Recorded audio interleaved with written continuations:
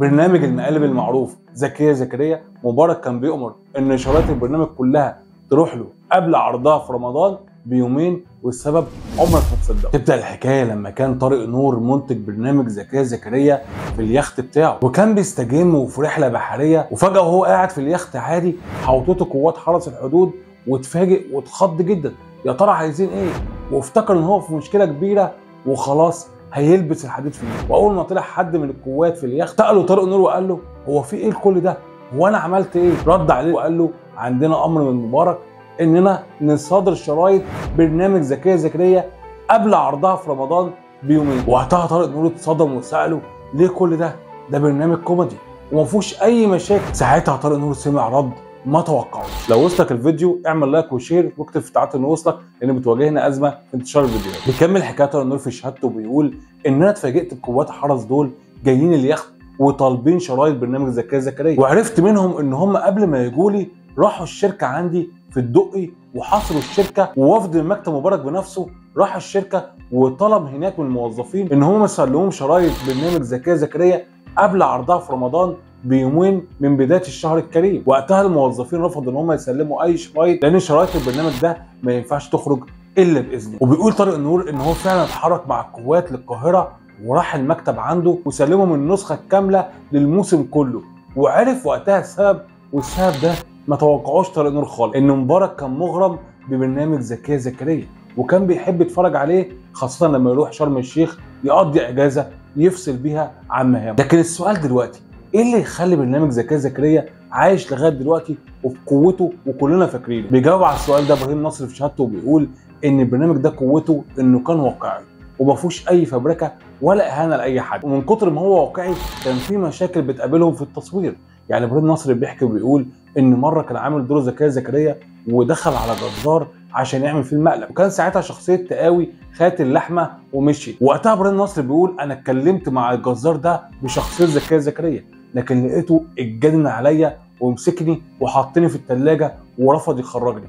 كل فريق العمل وقتها كانوا خايفين منه وجريوا وسابوني لوحدي، وده كان دليل ان البرنامج ده مش مفبرك. لكن الغريب ابراهيم نصر بيقول ان البرنامج ده كان مهدد ان هو يقف في التلفزيون المصري بسبب الروتين وعدم تقديره. لكن اللي انقذ البرنامج ده هو طارق نور، اللي اتحمس ان هو يكمل انتاج البرنامج، واللي اتنقل نقله وقتها نقله ثانيه خالص. لكن مين طارق نور ده اللي عرف يستفيد من اهم برنامج كوميدي في التسعينيات؟ طارق نور هو رجل اعمال، والده من الضباط الاحرار ومن عيله كبيره في المنيا، وكان في الاول طارق نور ملوش دعوه بالاعلانات ولا مجال الاعلام، كان مهتم بمجال كره القدم وكان بيلعب في النادي الاهلي. وبعد كده اتعلم طارق نور وتخصص في مجال الكمبيوتر والبرمجه، كل ده وهو بعيد عن مجال الاعلام.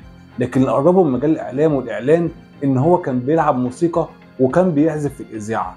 ولقى رئيسه الاذاعه وقتها بتقول له احنا محتاجين موارد، فقال لها طب واللي يجيب لك اعلانات؟ قالت له ماشي. فراح طارق نور اقنع صاحب له رجل اعمال تقيل وقال له انت لازم تعمل اعلانات. فالراجل قال له انا مش محتاج اعمل اعلانات، انا عندي الشغل كتير. قال له انت لازم تعمل اعلان عشان الشغل يستمر كده. وفعلا نجح ان هو يقنعه وراح عمل اعلان في الاذاعه دي. وقتها طارق نور حب مجال الاعلام والاعلان والتحق بوكاله الاهرام للاعلان، وفعلا عرف يجلب اعلانات كتير جدا وابتكر في اشكال الاعلانات، وراح فكر ازاي يقنع التلفزيون المصري ان هو يستفيد منه ويستفيد من شعبيته، لان ما كانش فيه فضائيات وقتها. وفعلا اتفق طارق نور مع حد من المسؤولين وقال له انا هنتج برامج عندكم مقابل ان انا اخد نسبه من الاعلانات. فعلا بدات رحله طارق نور في التلفزيون المصري وعرض برامج مهمه جدا على راسها برنامج زكية زكريا، واللي نجح نجاح كبير جدا. لكن تاني سنه واجه طارق نور مشكله ان حد من المسؤولين في التلفزيون طمع في الموضوع وقال احنا هنخرج طارق نور من الحسبه وننتج احنا وناخد الاعلانات لينا احنا.